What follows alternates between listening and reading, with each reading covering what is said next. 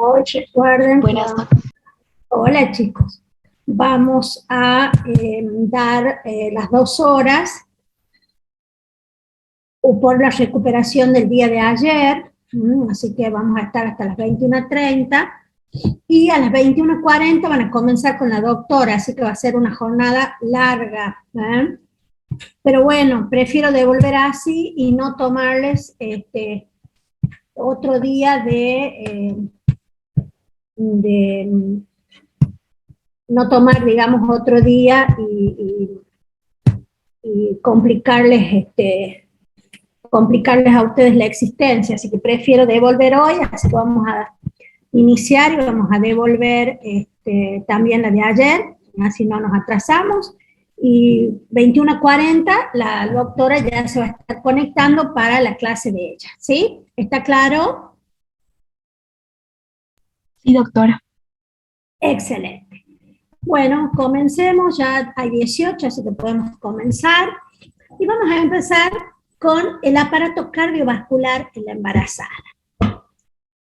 Y decimos que el volumen en minutos se incrementa en la embarazada normal, que ya lo hemos visto, desde 4.5 litros por minuto, que es lo normal en la no gestante, a un máximo de 6 litros y un poco más.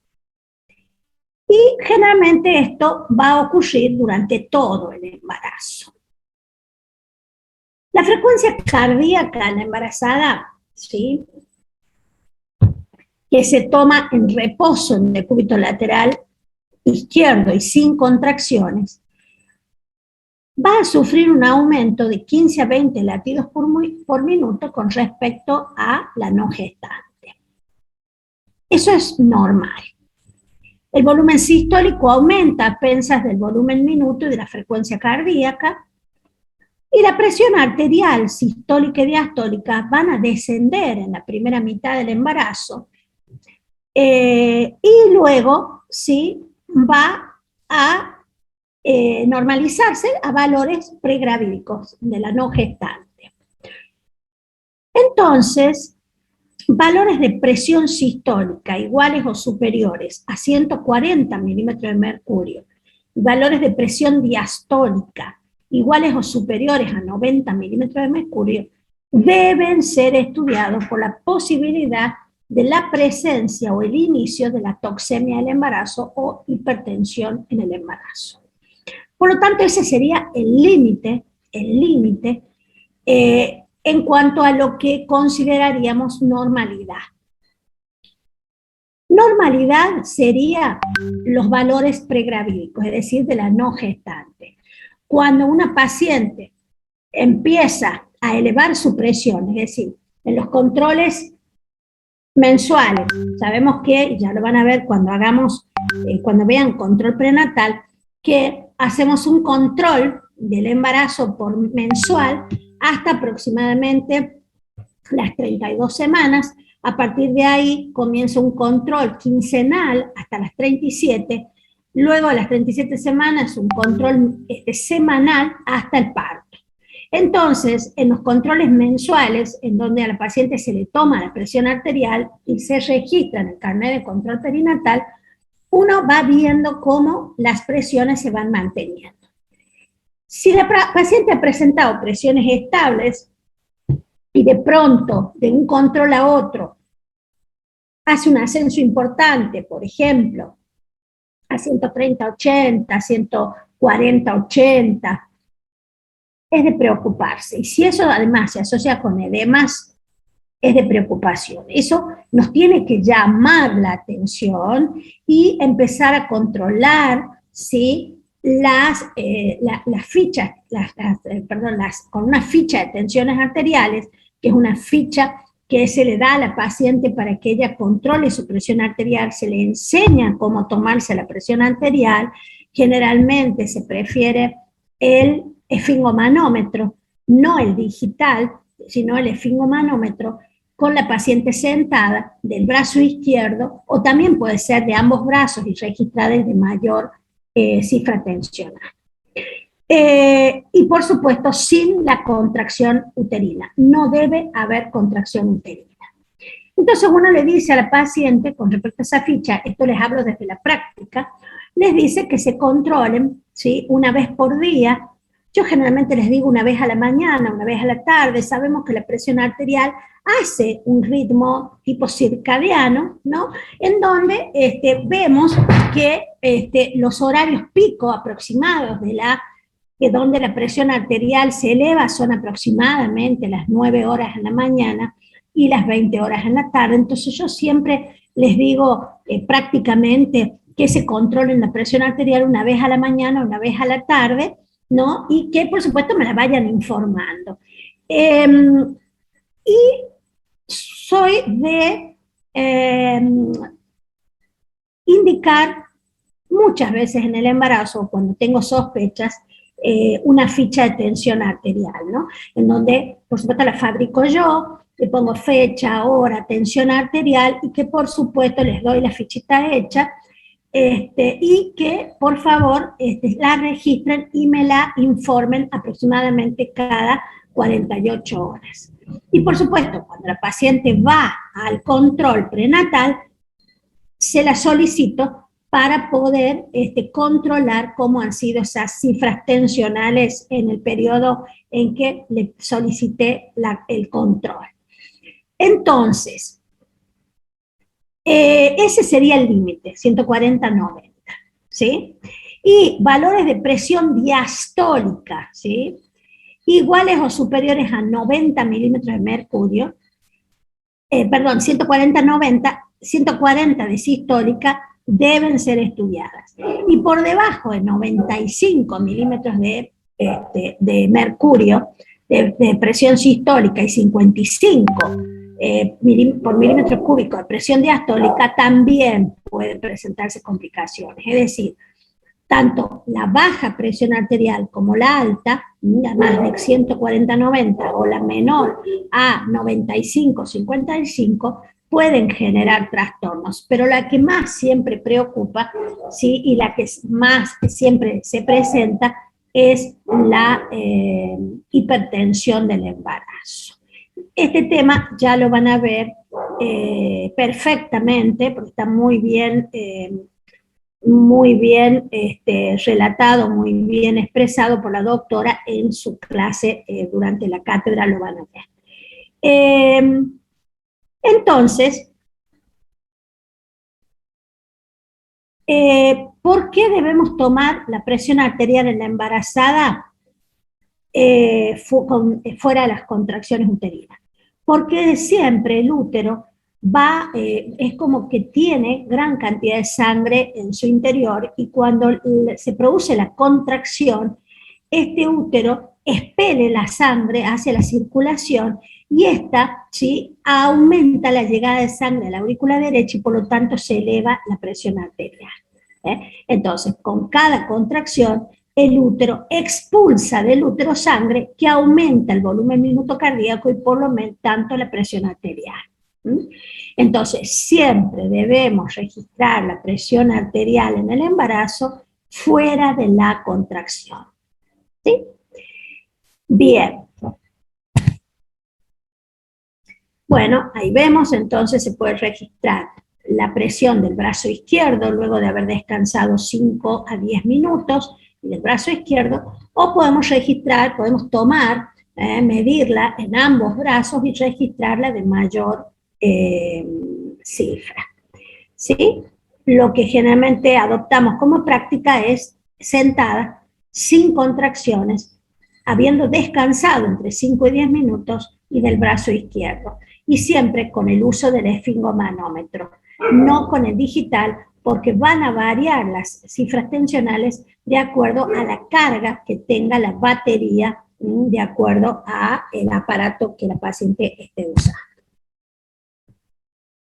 Bien, la resistencia periférica al flujo sanguíneo, que se calcula a partir del volumen minuto y la presión arterial media, va a estar disminuida, para que llegue la circulación perfectamente.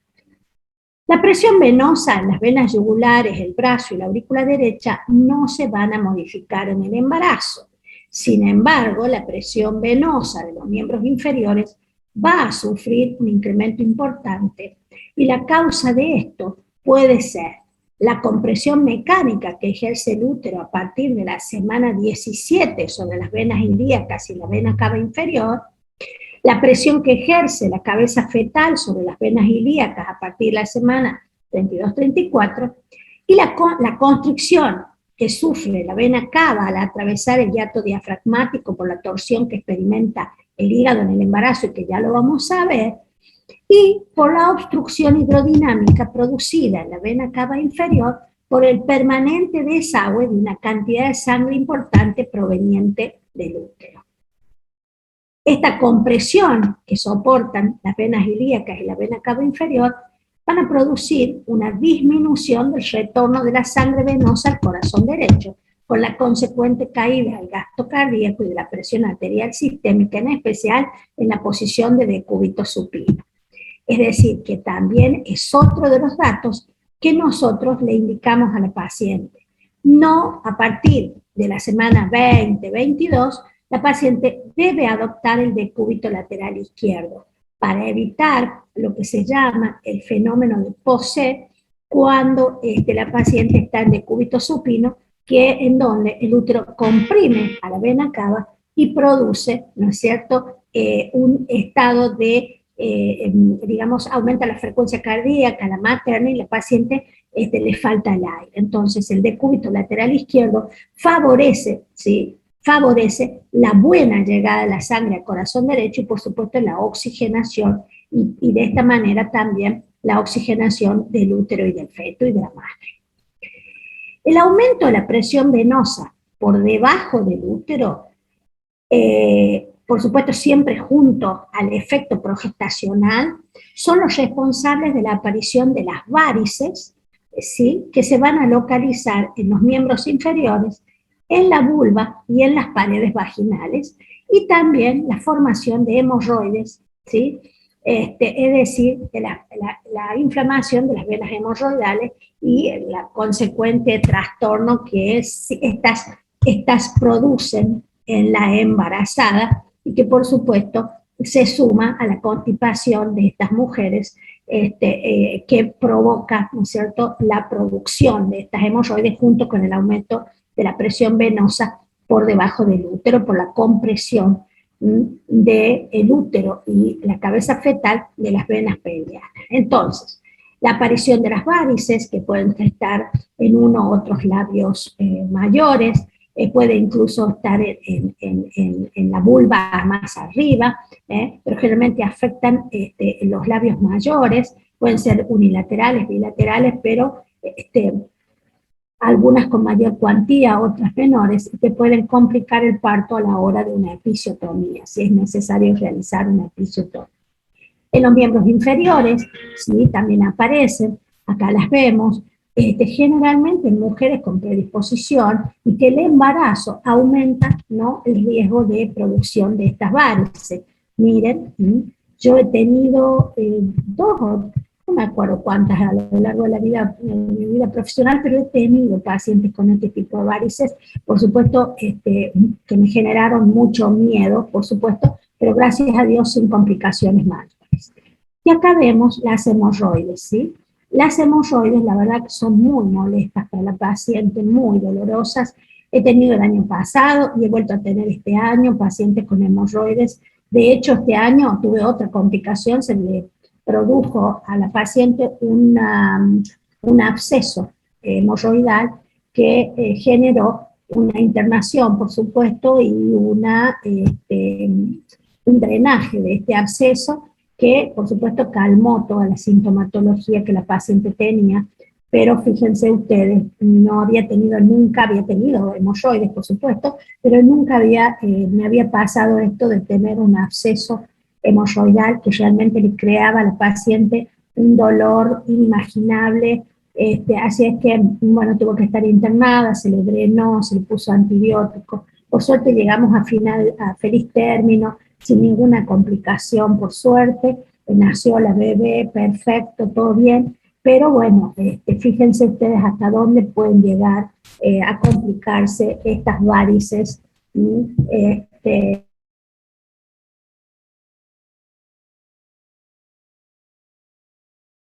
En cuanto al corazón de la paciente embarazada, vemos que el volumen cardíaco aumenta en forma progresiva y se va a estabilizar en el último trimestre en realidad.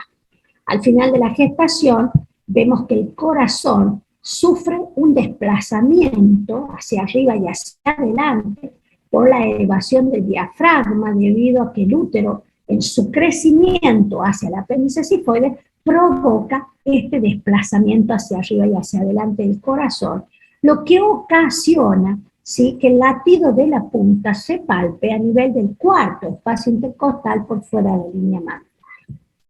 También podemos observar que incrementa su tamaño, pero no se hipertrofian las fibras musculares, ¿sí? Y este desplazamiento hacia adelante y arriba. La ocultación del corazón de la embarazada puede revelar soplos funcionales. Generalmente se trata de un soplo sistólico en la base, que puede asociarse a la aparición de un refuerzo del segundo tono y desdoblamiento del segundo tono mitral. Los soplos funcionales, que son transitorios, se atribuyen a factores como la acodadura de los grandes vasos, ¿sí?, de la base del corazón al desplazarse hacia adelante y hacia arriba, por el aumento de la turbulencia de la sangre ocasionado por la desviación de la corriente sanguínea debido al desplazamiento del corazón, por la disminución de la viscosidad de la sangre por la hemodilución que experimenta el plasma, digamos el valor globular en el plasma, y por el aumento de la velocidad circulatoria. En el electrocardiograma vamos a ver estos cambios. En la embarazada normal, ¿sí?, en la embarazada normal, la que no tiene patología, podemos observar una desviación de 15 grados del eje eléctrico del corazón hacia la izquierda, por el aumento, por el cambio de posición de este, ¿no?, que el útero ocasiona, llevándolo al diafragma, ascendiéndolo y llevando el corazón hacia adelante y hacia arriba. Podemos ver entonces la desviación del eje eléctrico del corazón a la izquierda. En la derivación 3, la onda T se puede aplanar o hacerse negativa, y el segmento ST puede llegar a estar deprimido. También vamos a encontrar bajo voltaje de la QRS y ondas Q profundas. Fíjense ustedes que el cardiólogo debe conocer esto. ¿Sí? Entonces, fíjense ustedes que tratar una embarazada no es solamente del ginecólogo obstetra. También están las otras especialidades que deben conocer estos datos fisiológicos, ¿eh? Y por eso es que son tan importantes que ustedes conozcan. ¿Qué pasa con el aparato respiratorio de la embarazada? Durante el embarazo vamos a tener un mayor requerimiento de oxígeno determinado por el feto, que va a llevar a cambios respiratorios significativos, ¿sí?, que generalmente la embarazada, salvo que tenga la embarazada sana, ¿no?, la de la que estamos hablando, el embarazo fisiológico, no va a sentir ningún inconveniente. En el embarazo y luego de la semana 20, aumenta el volumen de minutos respiratorio y por lo tanto la ventilación alveolar. Este incremento generalmente se debe a un mayor volumen corriente, pero con escaso aumento de la frecuencia respiratoria. Escaso. La capacidad vital no se modifica, pero hay redistribución de sus componentes. Es así que la capacidad inspiratoria de esta embarazada sana va a aumentar a expensas de la reserva expiratoria, de manera que el pulmón de la embarazada estará más colapsado al final de la expiración normal. El volumen residual y el volumen pulmonar total estarán reducidos. Durante el embarazo aumenta el consumo de oxígeno en un 20% y la oferta su oferta asciende 65% por el aumento del volumen minutos respiratorios sumado a otros cambios hemodinámicos. Entonces, la embarazada va a tener una hiperventilación leve que puede calificarse como una pseudodisnea. Entonces, ¿cómo va a manifestar esto fisiológico la embarazada? Lo va a manifestar como que se agita. Ella va a decir, antes no me agitaba fuera del embarazo, ahora noto que camino o hago alguna actividad rápida y me agito. Entonces, pero, no trae complicaciones, esto es fisiológico y se presenta en una mujer sin patología. Por supuesto, si esto es severo, ya entramos en un embarazo de alto riesgo, ¿no es cierto? O si la paciente se presenta con una patología ya de base respiratoria, por supuesto también lleva al embarazo a ser de alto riesgo. Y ahora lo que nosotros hablamos, estamos hablando de lo fisiológico que se presenta en una embarazada sana. Por lo que vemos hasta aquí, vemos que todos los sistemas se ven afectados en el embarazo. Fisiológicamente, es decir, llegan estos órganos a trabajar en su máxima función. ¿Sí? Y por eso es que yo digo que hay una delgada línea entre lo fisiológico y lo patológico. Por eso esa delgada línea hay que respetarla y tener cuidado y no considerar todo fisiológico porque estaría incurriendo en un error. Bien. Con respecto al aparato urinario, también hay varios cambios que debemos conocer. El riñón no va a sufrir en la embarazada cambios en su composición histológica, pero sí funcionalmente, sí habrá cambios funcionales. Vamos a tener un aumento del flujo sanguíneo, que va a estar en 1400 mililitros por minuto, y del flujo plasmático renal, que va a llegar a los 800 mililitros por minuto. Estos cambios podrían deberse al incremento del volumen minuto cardíaco y el volumen sanguíneo circulante, ¿sí? Tranquilamente. La velocidad de filtración glomerular aumenta a 140 mililitros por minuto, ¿sí? Se cree que este aumento puede deberse a la disminución de la presión oncótica de las proteínas plasmáticas, lo que elevaría la presión efectiva de filtración, o la acción de la somatotrofina coriónica, que por su efecto metabólico aumentaría la función renal, o, bueno, esos dos ítems. La fracción de filtración aumenta también a valores de 0,25 por milímetro por minuto. La filtración de sodio y agua se eleva al principio de la gestación y luego disminuye hasta alcanzar valores por debajo de lo normal. La filtración de glucosa, aminoácidos, yodo y ácido fólico aumenta, y la depuración de urea, creatinina y ácido fólico también aumenta.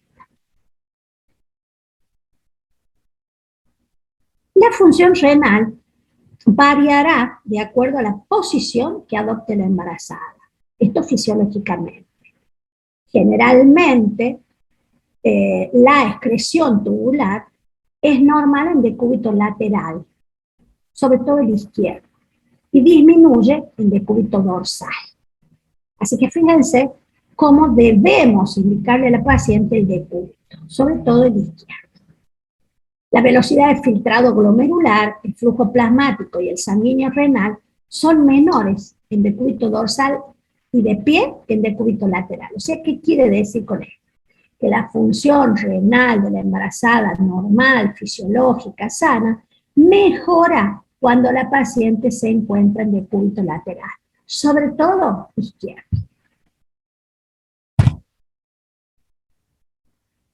Bien.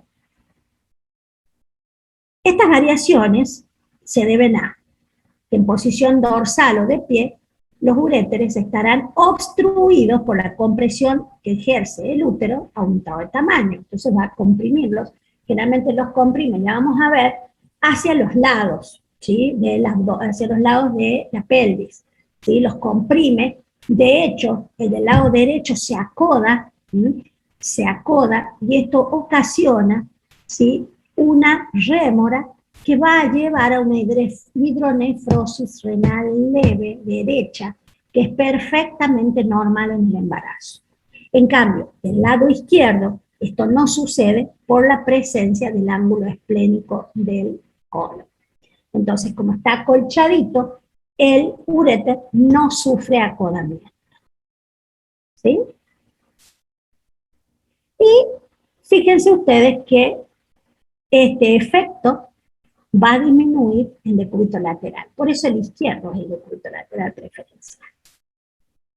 Todo esto va a ocasionar entonces, ya lo dijimos, una rémora circulatoria en el territorio venoso de los miembros inferiores, con disminución del volumen circulante y del volumen minuto cardíaco, produciéndose un descenso del flujo plasmático renal y de la filtración glomerular.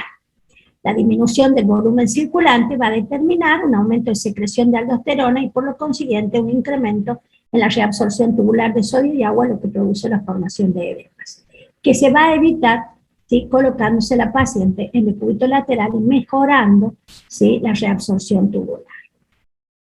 Y ya dijimos de los uréteres, vamos a tener que anatómicamente, ¿sí?, van a ser desplazados lateralmente por encima del estrecho superior, el pelviano, el uréter pelviano.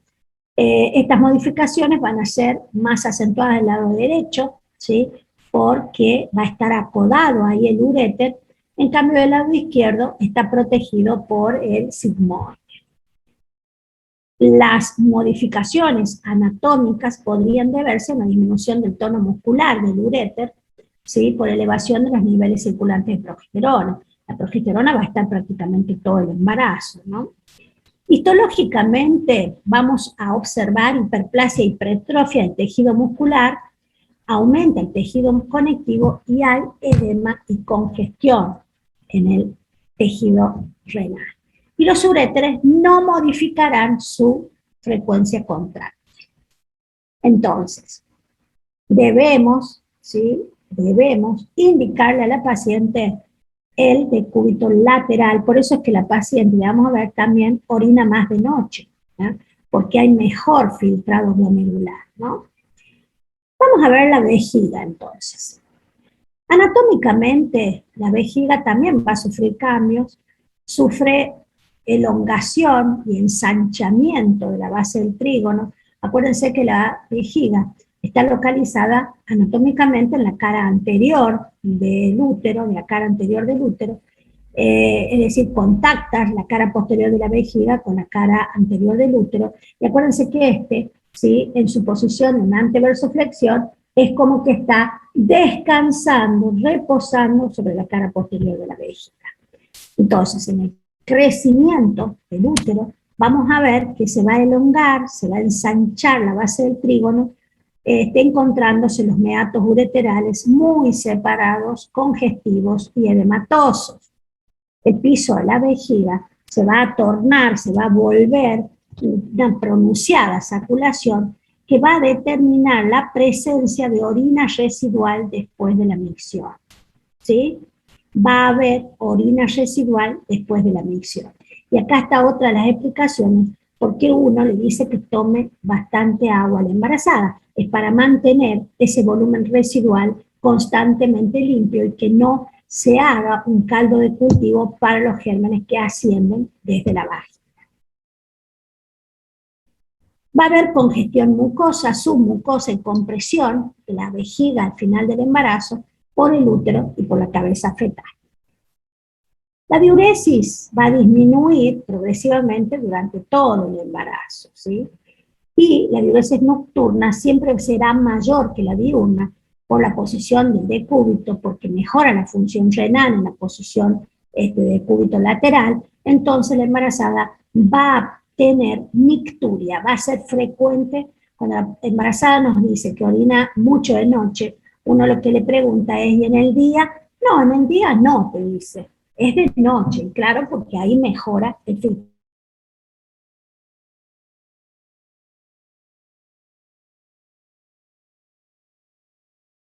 una proteinuria, ¿sí? Normalmente. El riñón filtra proteínas hasta aproximadamente normal 0,5 gramos por litro en una orina de 24 horas. Eso es lo normal, ¿sí?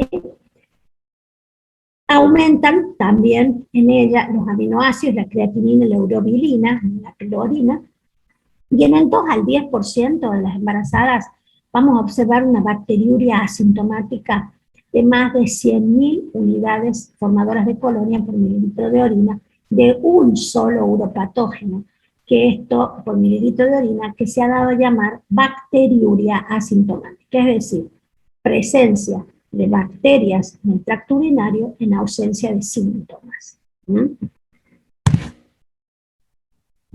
Perfecto, ¿hasta acá se ha entendido? Sí, doctor. Sí, doctor. profe. Excelente.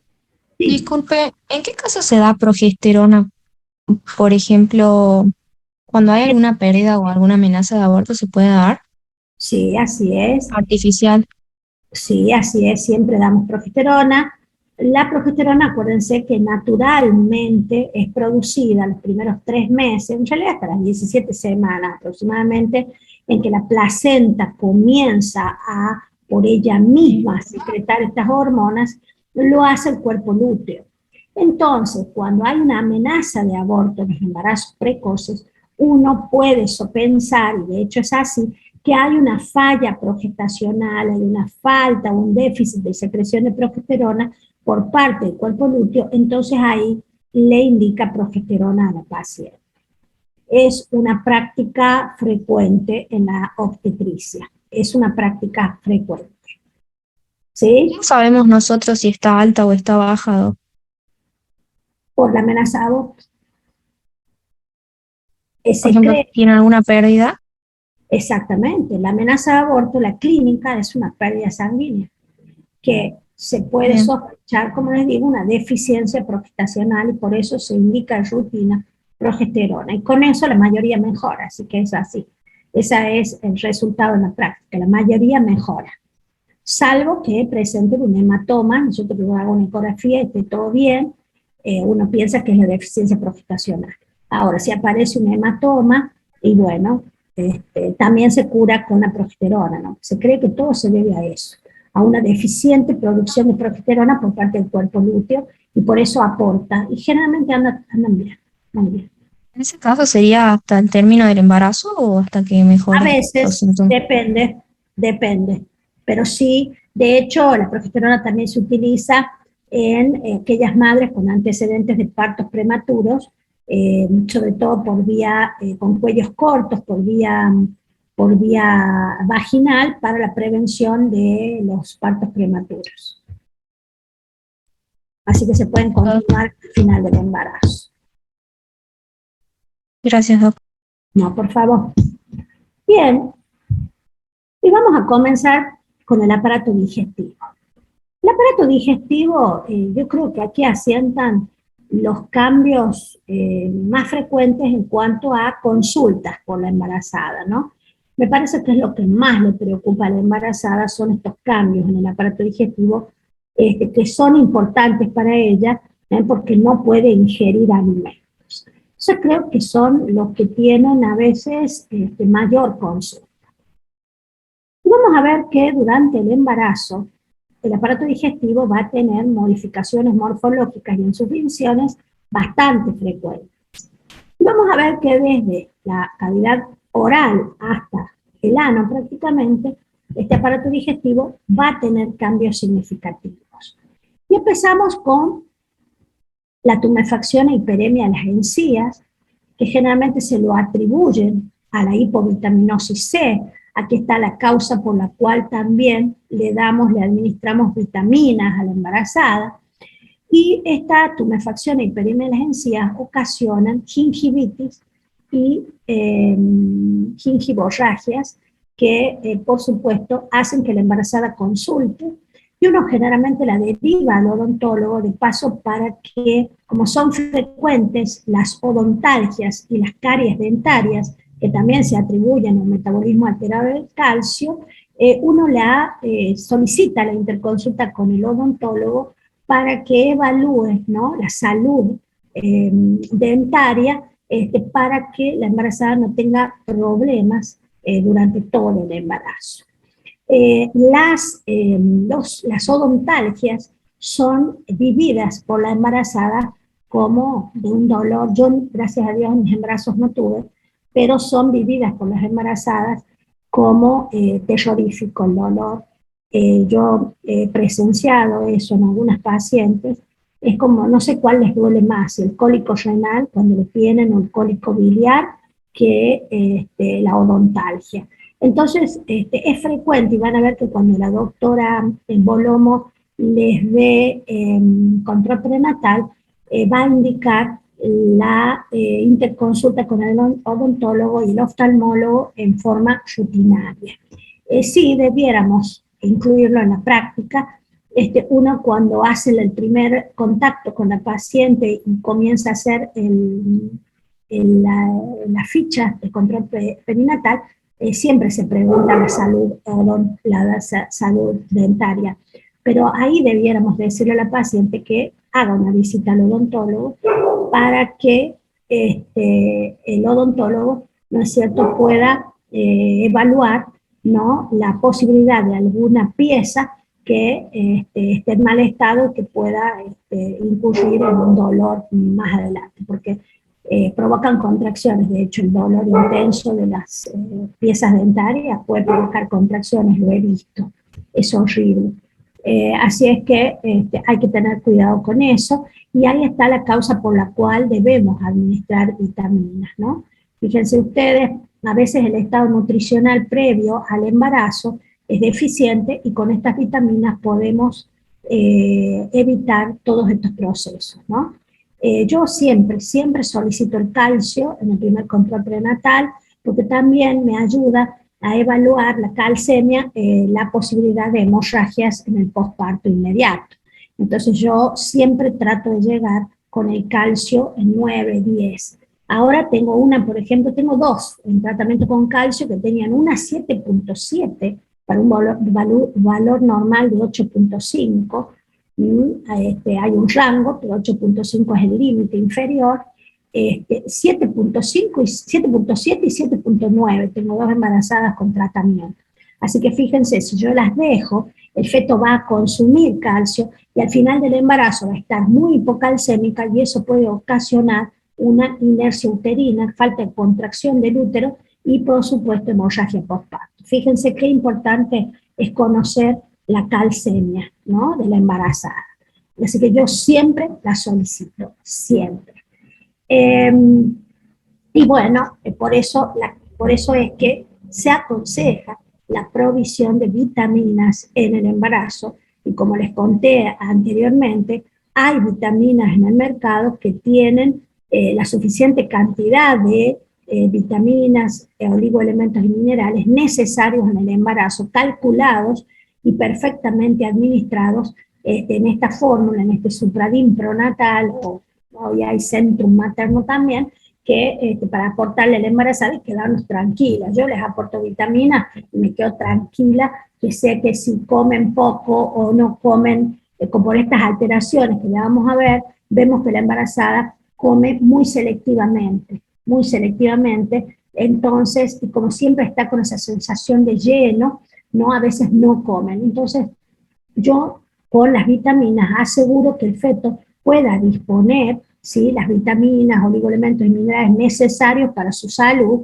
y que a la madre no le falte a la hora de que el feto no demande y extraiga de la madre. Así que es muy importante la administración de las vitaminas. De hecho, el hierro se da también en un complejo vitamínico que asegure, ¿no es cierto?, la absorción a nivel de mucosa gástrica, deficiencia de vitamina B12, o el ácido fólico, que también ayuda a absorber el hierro de la dieta. Es decir, que siempre se buscan complejos vitamínicos para estas embarazadas, para que no le falte al feto, ¿no?, y que la madre, por supuesto, no sufra de luego de deficiencias importantes. Bien, vemos en el estómago, vamos a ver que hay dilatación del cardias y del píloro con atonía. El cardias, ¿no es cierto?, es el que se encuentra, que es un esfínter que se encuentra entre el esófago y el estómago, y el píloro entre el esófago, entre el estómago y el intestino. Bueno, estos van a sufrir cierta dilatación que va a llevar al reflujo en la embarazada. Hay que tener cuidado también con el reflujo. Entonces, yo que les digo siempre a las embarazadas que, por supuesto, se alimenten tempranamente en la noche para que no se acuesten recién comidas, sino que tengan un tiempo para hacer digestión por el hecho de este fenómeno, ¿no? De que pueden dormirse profundamente y tener reflujo y no saber. Entonces es importante que la embarazada no se acueste hasta que no haya hecho algo de digestión por este efecto. El intestino, por el desplazamiento, por supuesto, que lleva aparejado el crecimiento uterino, ¿no? Vamos a ver que será rechazado hacia el diafragma, es decir, va a ser llevado hacia el diafragma, lo cual va a ocasionar modificaciones topográficas, ¿no? Especialmente en el apéndice y en el ciego, y esto va a conllevar dificultades diagnósticas en el caso de una apendicitis. Es decir que una vez que el útero comienza su crecimiento, alrededor del cuarto mes en adelante, ya que ocupa la cavidad abdominal, a eso me refiero, hay que tener mucho cuidado con los síntomas porque se puede estar enmascarando una apendicitis. Me pasó, por eso lo digo, me pasó no hace mucho tiempo, ahora está embarazada de nuevo, la chica esta, hace 2 años y ahora está embarazada nuevamente. Prácticamente hizo una peritonitis. Esta chica hizo una diabetes gestacional después de las 28 semanas, ¿no? Hizo una diabetes gestacional y ella refería dolor abdominal que eran contracciones. Entonces yo la interné en 2 oportunidades y es muy complejo tratar una amenaza de parto prematuro en una paciente con diabetes gestacional. ¿Por qué? Porque los medicamentos más comunes que tenemos son hiperglucemiantes y, por supuesto, la maduración pulmonar fetal debe hacerse de cierta manera que tampoco aumente la glucemia en la sangre. Entonces era muy difícil medicar, ¿no? El dolor era tipo contracción. La cuestión es que cuando la interno la segunda vez ya tenía 35 semanas, y bueno, el dolor continuaba, así que decido la interrupción del embarazo. Cuando entramos, apenas entramos a la cavidad abdominal, pus. Hicimos una EPI, una inflamatoria pélvica, sacamos el feto, hicimos la histerorragia, y cuando empezamos a hacer semiología, nos damos con el apéndice y el plastrón y la pus. Así que había hecho una peritonitis, eso era el dolor, y estaba todo enmascarado por esto, ¿sí?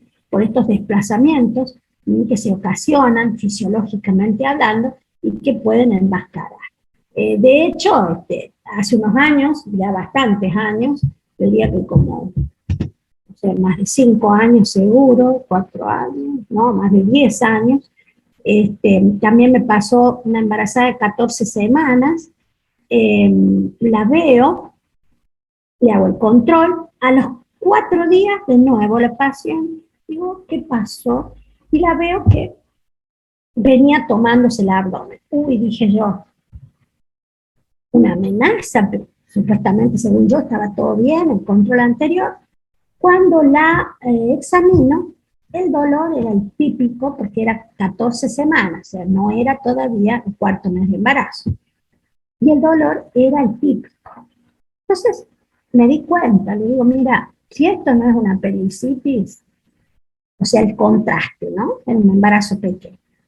La mandé al cirujano y como a las 9 de la noche me avisan que la estaban entrando a operar.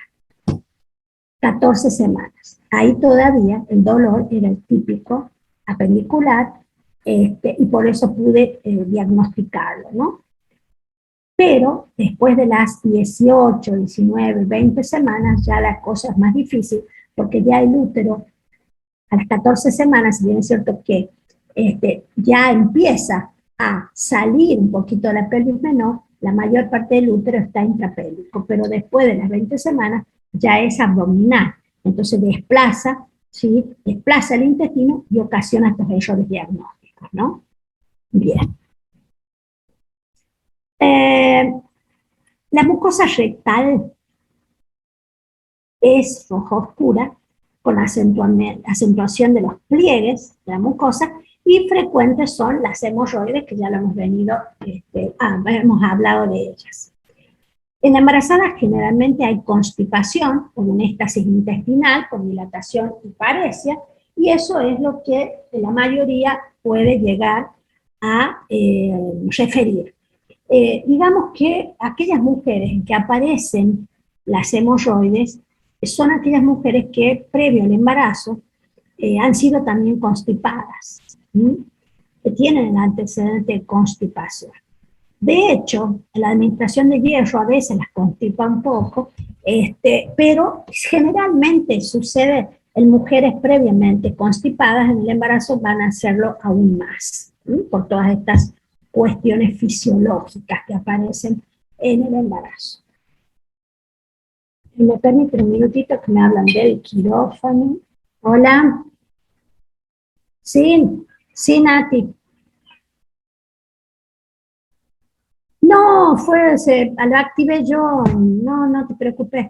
La activé yo que estaba, porque estaba cargándolo al celular y fue un error y la activé yo, por eso ahí nomás lo apagué, así que quédate tranquila que no es nada. Gracias por llamar. Gracias por llamar, pero no, no, me hubiera ido hasta ahí, no, no, hubiera seguido insistiendo. Bueno, gracias. Gracias por llamar, gracias, chao. Muy bien. Perfecto, continuamos. Uno cuando lo llaman del quirófano, del lugar donde trabaja, y entra con cierta cosita. Pero fue un error mío, lo activé yo al teléfono sin, porque como es con touch, uno por ahí se confunde. Fue un error mío.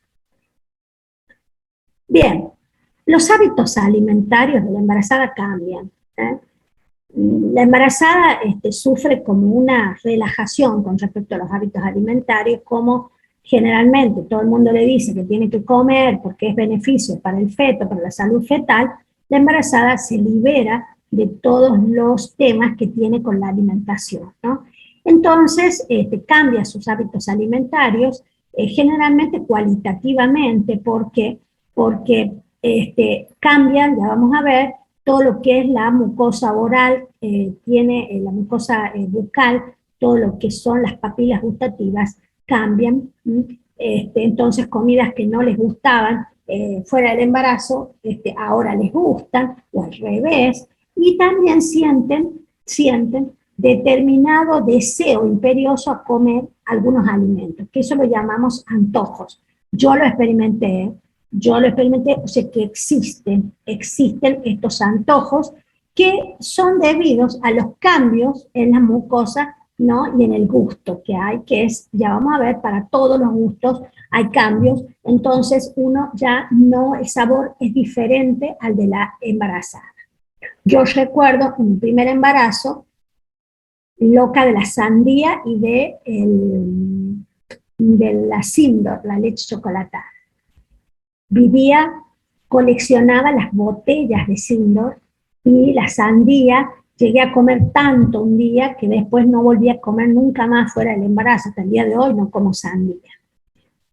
En el segundo embarazo también fueron otros, y en el tercer embarazo, el último, también era la leche chocolatada y una ensalada que era, miren ustedes hasta qué punto llega, por eso les cuento cómo es la embarazada, y que cada embarazada es distinta. Ya les voy a contar algunas otras diferencias.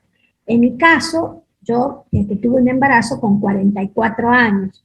Mañana cumple 13 años mi hijo, que yo fui mamá.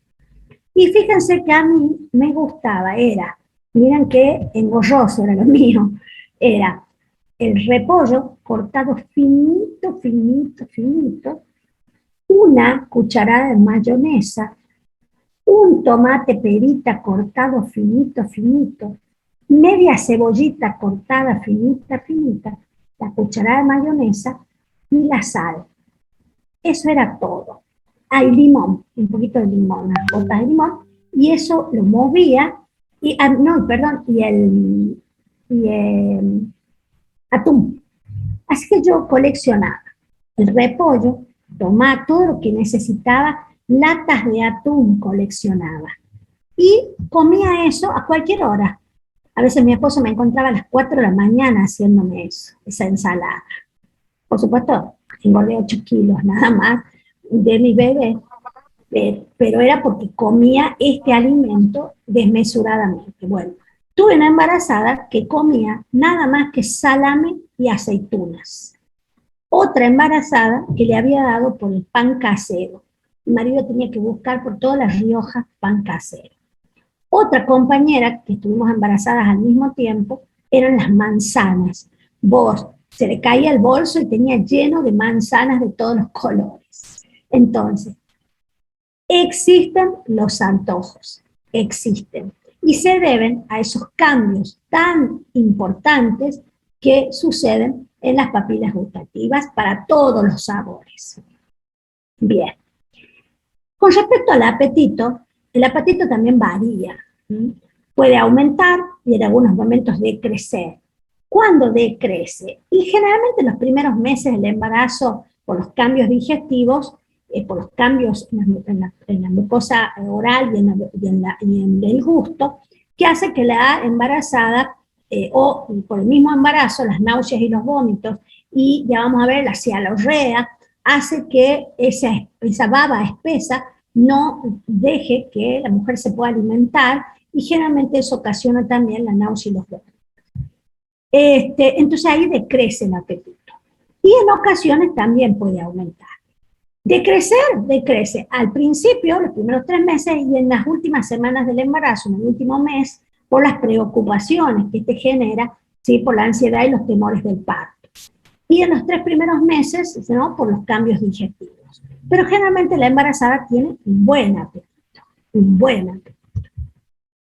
Las náuseas y los vómitos, que son, yo diría, los síntomas más característicos del embarazo, ¿sí? Pueden aparecer generalmente en la mañana, a los que llamamos pituitas, generalmente generados por esa baba espesa que les digo, la cialorrea, y ocurren generalmente en los primeros 3 meses del embarazo. Cuando pasan de los 3 meses, que son los fisiológicos, donde la paciente por la cantidad de hormona del embarazo que tiene, que ocasiona estos cambios, y además si has aceptado o no el embarazo, puede ocasionar estas náuseas y estos vómitos que muchas mujeres tienen, pero algunas tienen náuseas solas y algunas náuseas y vómitos.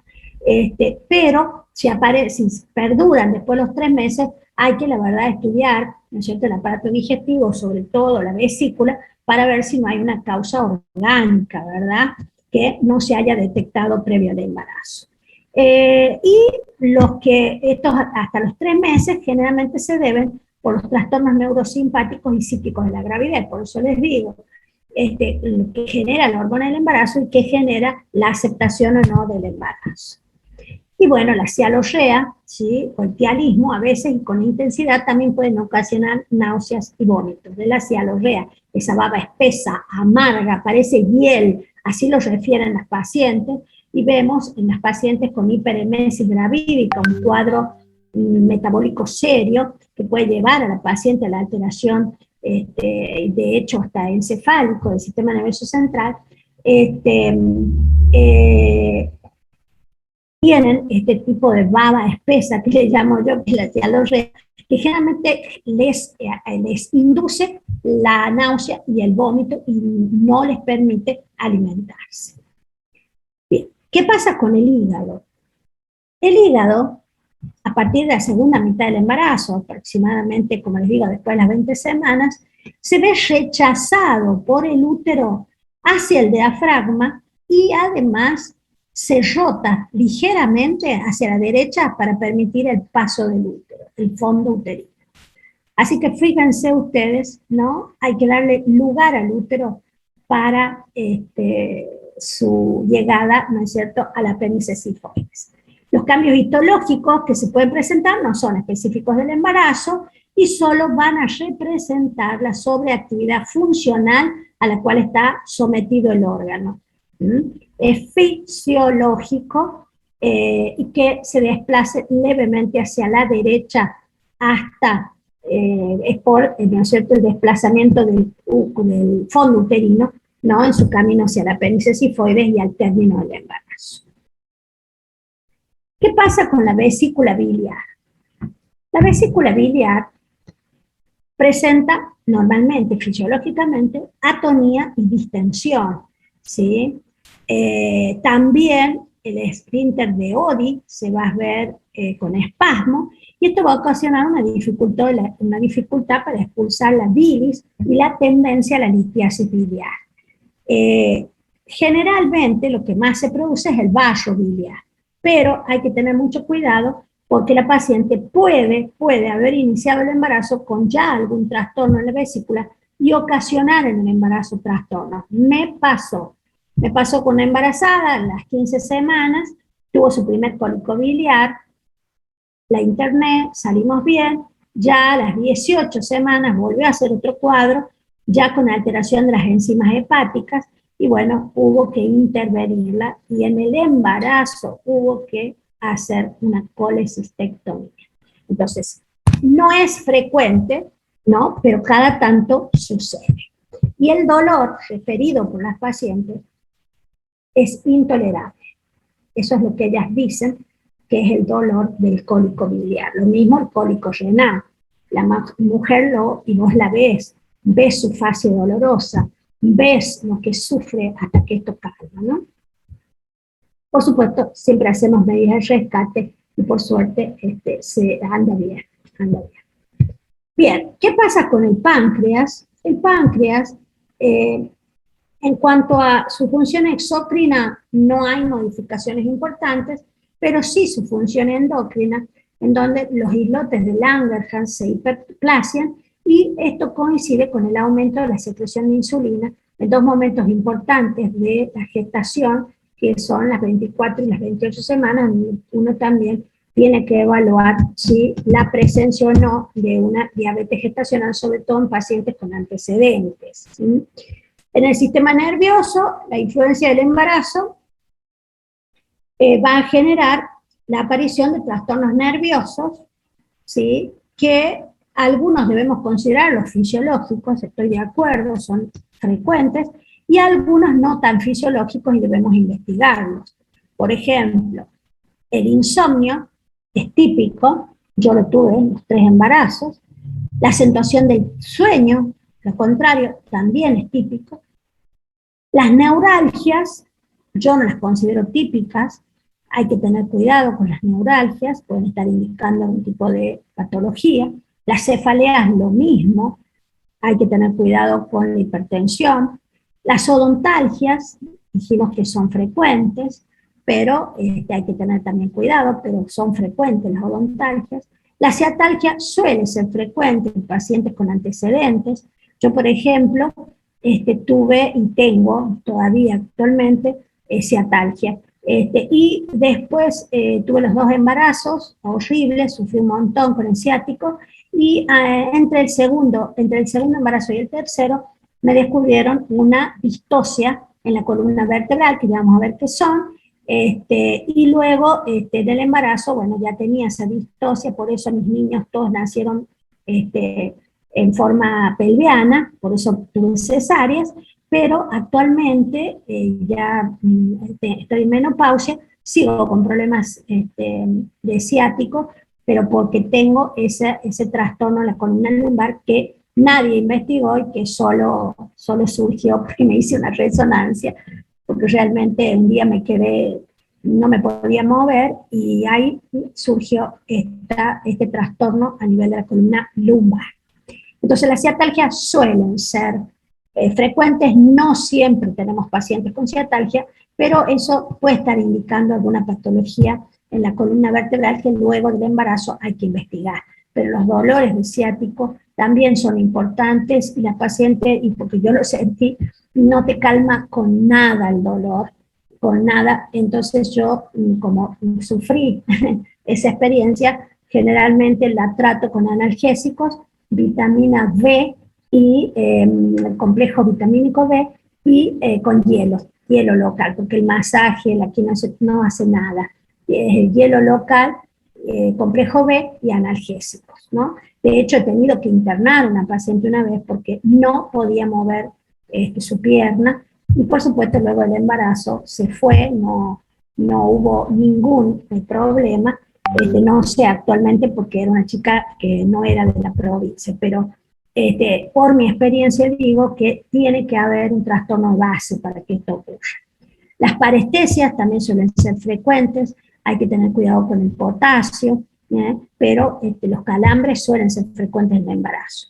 Los vértigos y las lipotimias no hay que considerarlos fisiológicos, hay que ver qué puede estar pasando, hay que descartar. Tuve pacientes muy jóvenes con antecedentes de,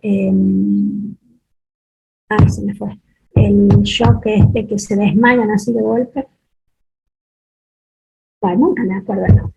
Pero hay que tener cuidado con esto, hay que tener cuidado, no considerar todo fisiológico, porque les acabo de decir que hay una delgada línea, ¿no?, que separa lo fisiológico de lo patológico en el embarazo. Por lo tanto, no podemos considerar a todo fisiológico porque estaríamos incurriendo en un error.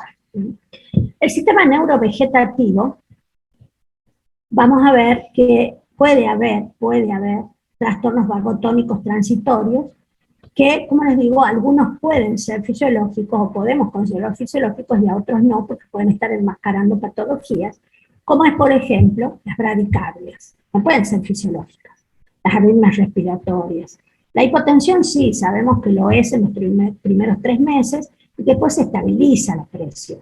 Los trastornos digestivos son frecuentes, ¿sí? La taquicardia, la hipertensión no pueden ser fisiológicas, y también suele observar cambios bruscos de coloración y temperatura de las extremidades, en la cara, o diarrea seguida de constipación, que hay que estudiar. No deben ser consideradas fisiológicas de entrada.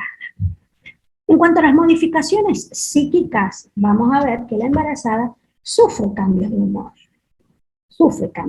Generalmente en el carácter, ¿sí?, en la que van a influir, ¿sí?, otros cambios, como son, por ejemplo, en los deseos maternales, ¿no?, los deseos de embarazo, el amor, la salud, lo social, la familia, van a influir, en la aparición de estos trastornos. Va a influir la mochila que la paciente traiga, síncope, perfecto, excelente, que respondió, gracias, nunca me acuerdo la palabra, ¿no?, el síncope. Entonces hay que tener cuidado con esos temas e investigarlos, porque acuérdense que tenemos 2 vidas acá. Con respecto al encefalograma, aún en las mujeres sanas y con un embarazo totalmente normal, que es lo que nosotros estamos viendo, el trazado del electroencefalograma se puede alterar presentando modificaciones similares a las que se observan en una epilepsia. Así que fíjense ustedes que el neurólogo también debe conocer esto. En cuanto a los órganos de los sentidos, ya hemos dicho algunas palabras de esto. Rara vez se producen alteraciones en la vista, por ejemplo, y si aparecen en el embarazo suelen ser patológicos. De hecho, a veces también cuando la paciente refiere cefalea, hay que investigar si usaba anteojos o no. Por eso se plantea en el control prenatal la interconsulta también con el oftalmólogo, para evitar, ¿no es cierto?, que que sea la causa de una cefalea. Con frecuencia también puede haber agudeza auditiva, ¿sí?, o trastornos de agravación de los trastornos preexistentes, y generalmente es por esclerosis del tímpano y depósitos calcáreos, pero nadie a esta altura de mi vida profesional me ha referido que tiene alguna dificultad en el oído. Sí, con respecto a la vista. La sensibilidad gustativa se altera para todos los sabores, y ya lo hemos visto cuando vimos aparato digestivo. Y también hay una hipersensibilidad al rechazo de determinados olores. Es decir, hay olores que hacen que la paciente presente náuseas y vómitos. No los toleran. Puede ser el perfume del marido, puede ser el olor al huevo frito, a ciertas comidas, que ocasionan que la paciente tenga náuseas y vómitos, ¿no? Y también esta hipersensibilidad puede alternar con disminución del olfato por congestión y tumefacción de la mucosa, que tengo una paciente que operé hace poco también, es el segundo embarazo que le llevo. En el primero, ella tiene también el tabique desviado y la mucosa, si en el embarazo se altera, y la paciente le cuesta respirar durante el embarazo, ¿sí? Y en los dos embarazos pasó exactamente lo mismo. Exactamente. Bueno, hemos finalizado con modificaciones generales del embarazo y vamos a empezar con las modificaciones locales. Y vamos a empezar por las mamas. Las mamas de la mujer gestante es un órgano par, son el único o los únicos órganos que no involucionan en el puerperio. Al contrario, en el puerperio es cuando comienza su función inicial, su función más importante, que es la lactancia del recién nacido. Entonces, durante todo el embarazo, evolucionan para poder prepararse para su función fundamental, que es la lactancia. Por eso las vemos aquí como modificaciones ya locales, y bueno, es el único órgano que no involuciona en el puerperio. El resto vuelve a la normalidad en 3 meses, la mama no. Y eso va a depender, por supuesto, la existencia de la succión por parte del feto para que estas mamas sigan evolucionando y no involucionen. Si el feto deja de succionar por alguna razón, estas mamas involucionan. Bien. Las modificaciones mamarias, ¿sí?, que se van a presentar en la gestante van a ser precoces, constantes y numerosas. Y los fenómenos de hiperplasia e hipertrofia son los que van a dominar estos cambios. Va a haber aumento de la glándula mamaria, aumento del tejido adiposo, que va a hacer que esta mama tenga mayor tamaño, va a haber hiperemia, inhibición líquida del tejido intersticial, la consistencia de la mama va a disminuir, se van a hacer péndulas en la multigesta porque el peso de estos cambios va a hacer que la mama se caiga por efecto de la gravedad. Entonces en la gestante multípara se hacen péndulas, ¿sí? Y pueden aparecer grietas en la mama, grietas como estrías por hiperdistensión de la piel. Va a haber mayor sensibilidad de la mama y también, sobre todo los primeros meses, y también capacidad eréctil del pezón. Va a haber aumento de la pigmentación areolar, ¿sí? La areola se torna oscura, ya la vamos a ver, y va a haber también la aparición de la red venosa de Haller, que es una red pequeña subdérmica que va a tomar a toda la mama, que es la creación de los nuevos vasos, ¿no es cierto?, que van a irrigar a los nuevos tejidos formados, ¿no? También van a aparecer los tubérculos de Montgomery o de Morgagni en la areola primaria.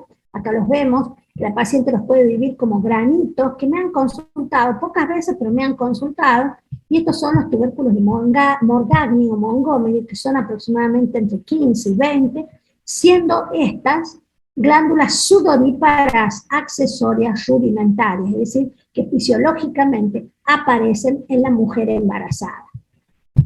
Funcionalmente, en la mama se va a presentar la secreción de calostro, que ya lo vamos a ver, que es un líquido incoloro, ceroso, de aparición precoz, y que persiste hasta el 3er o 4.er día del puerperio, cuando es sustituido por la leche. Y por supuesto, también exagerada su producción una vez que el feto comienza a succionar, a succionar.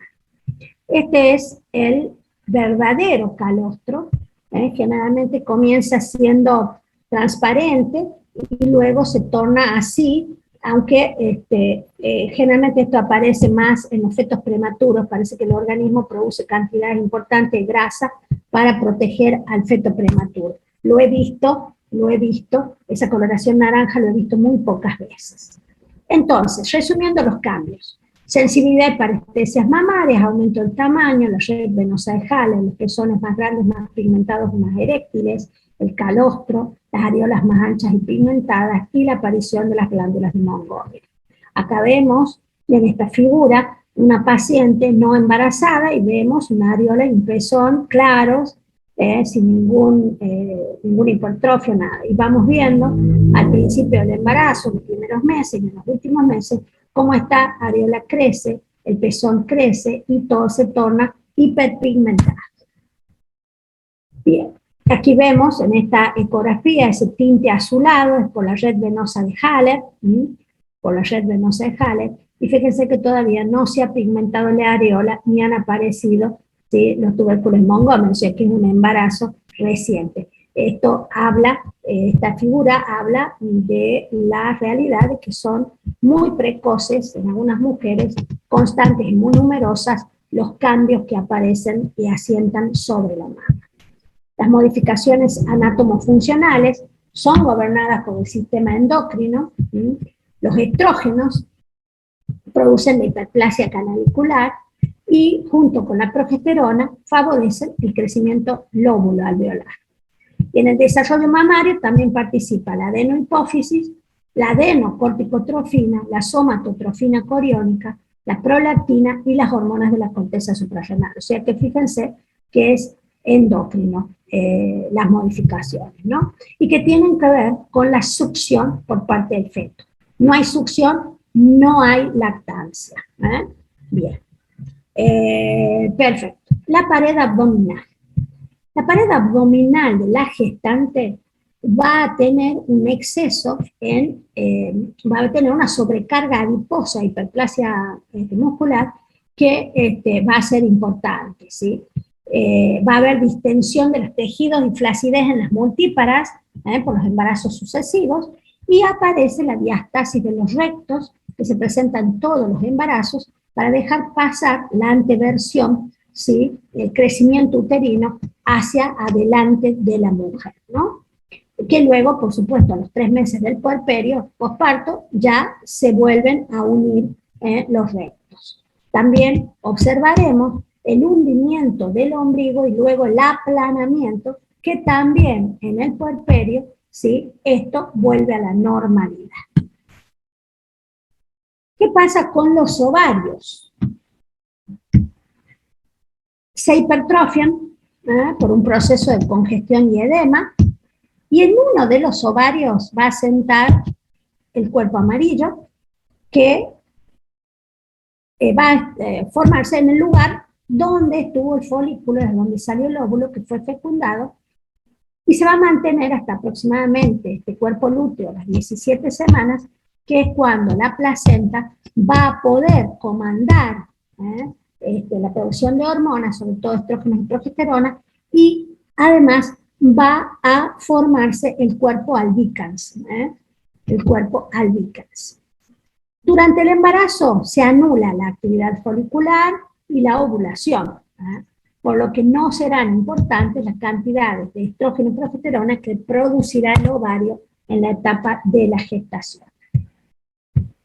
¿Qué pasa con las trompas uterinas? Se van a hipertrofiar por el aumento de la irrigación sanguínea y la inhibición serosa, lo que incrementa su laxitud. Van a sufrir, por supuesto, un cambio de posición y un estiramiento por el crecimiento del útero, de tal manera que se van a disponer en forma oblicua o perpendicular al órgano al final de la gestación. Así que fíjense cómo se estiran. El útero, ya vamos a ver, ya seguimos con eso, mide al final, en el término, aproximadamente de diámetro longitudinal 32 a 35 centímetros. Y fíjense que las trompas acompañan ese crecimiento por incremento de su laxitud, así que fíjense cómo se estiran, ¿no? Bien. Los ligamentos uterinos, ¿sí? Los úteros sacros y los redondos, también van a sufrir un alargamiento y se van a ubicar vertical a los costados del útero por el ascenso de la inserción uterina. Se insertan desde donde también se inicia la trompa y por lo tanto también se van a elongar, se van a estirar hasta el apéndice ciformes. El útero. El útero, principal órgano, ¿no es cierto?, en la gestación, que contiene el producto de la concepción, y aquí van a sentar los principales cambios del aparato genital. En el cuerpo del útero también van a predominar los fenómenos de hiperplasia e hipertrofia. Las modificaciones anatómicas serán, en cuanto al volumen, pesará 1 kilo al término el útero, va a medir entre 32 y 35 centímetros de altura al término, y va a tener un espesor de 3 centímetros al término. Va a cambiar de forma, básicamente son 3 formas en las que puede llegar a tener el útero: la forma piriforme, fuera del embarazo, no gestante, luego la forma globulosa y por último la forma ovoide. El miometrio se hiperplasia y se hipertrofia, sufre cambios hormonales llamados residuales y se transforma en caduca en toda su extensión. La elasticidad aumenta, la sensibilidad del útero es mínima, y la irritabilidad y la excitabilidad van a determinar lo que llamamos contracciones uterinas, que ya vamos a estudiar. La retractibilidad es otra de las cualidades que tiene el útero durante la gestación y se pondrá en funcionamiento luego de la expulsión del feto, en el alumbramiento y en el comienzo del puerperio. Y luego va a involucionar lentamente hasta regresar a su estado primitivo. Esto es que cuando llegamos al término de la gestación, el útero mide entre 32 y 35 centímetros de altura, aproximadamente, puede medir más, porque va a depender, ¿no es cierto?, del tamaño, por supuesto, materno y del tamaño fetal. Por supuesto, y del número de fetos. Entonces, una vez que se produce el nacimiento, vemos que el útero se retrae al ombligo, inmediatamente al ombligo. Y a partir de ahí, ¿sí?, disminuye 2 centímetros, ¿sí?, hasta llegar a hacerse intrapélvico nuevamente, y regresar a su estado primitivo. Entonces, vamos ahora a ver este órgano que se llama segmento inferior. ¿Qué es el segmento inferior? Es la zona intermedia entre el cuerpo uterino y el cuello. Acá lo estamos viendo en celeste. En celeste. Que normalmente se llama istmo en la mujer no gestante. Es milimétrico y es como la bisagra entre el cuerpo y el útero. ¿Sí? Hemos dicho que el útero y el cuerpo tenían un ángulo entre ellos, no son longitudinales, sino que tienen un ángulo entre ellos de 90 y 110 grados abiertos hacia adelante.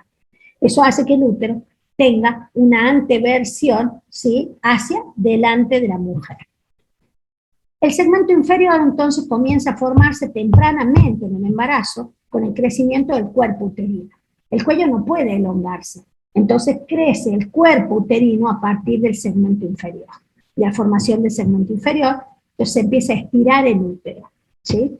Y lo que hace que, y por supuesto este crecimiento es lento hasta el final del embarazo, en donde termina de formarse el segmento inferior y adoptar aproximadamente un diámetro de 10 centímetros.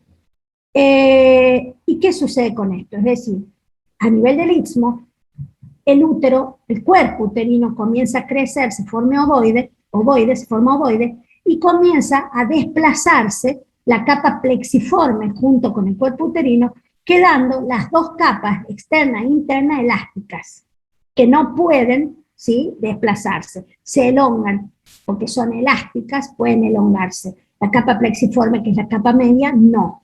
Y de esa manera se forma el segmento inferior.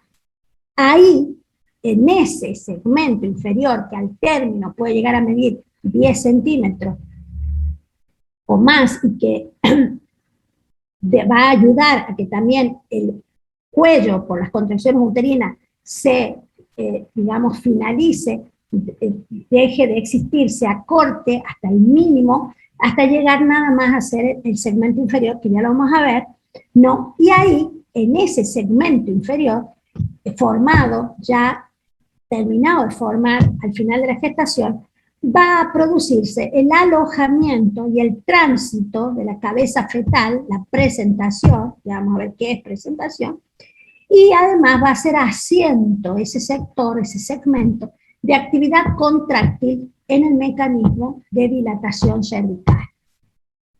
¿Sí? Además, el segmento inferior es el lugar donde se realiza la incisión de la cesárea segmentaria.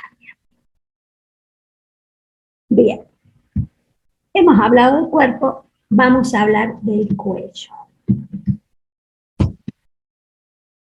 Las modificaciones del cuello durante el embarazo tienen un gran valor diagnóstico para la gestación y va a determinar el estado evolutivo de ese embarazo.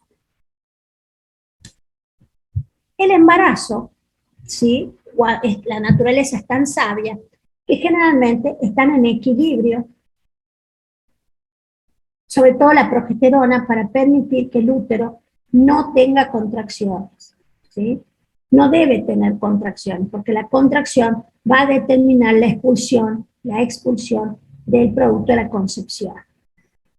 Entonces, el cuello para nosotros tiene un valor diagnóstico. ¿Por qué? Porque cuando nosotros realizamos, la paciente viene a la guardia y dice, tengo dolores, esos dolores pueden ser contracciones, ¿sí? Y las contracciones uterinas pueden desencadenar las modificaciones del cuello uterino y la pérdida del producto de la concepción. Entonces, por el tacto vaginal que ya vamos a aprender, nosotros vamos a evaluar el estado de ese cuello, ¿sí?, que nos va a permitir prescribir la terapéutica necesaria para que el producto de la concepción no sea eliminado.